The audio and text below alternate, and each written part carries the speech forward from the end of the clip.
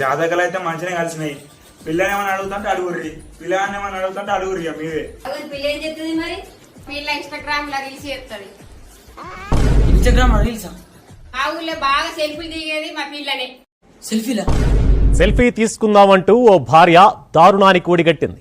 కట్టుకున్న భర్తని నదిలో తోసేసి బావా నవ్వు సెల్ఫీ తీసుకుందాం.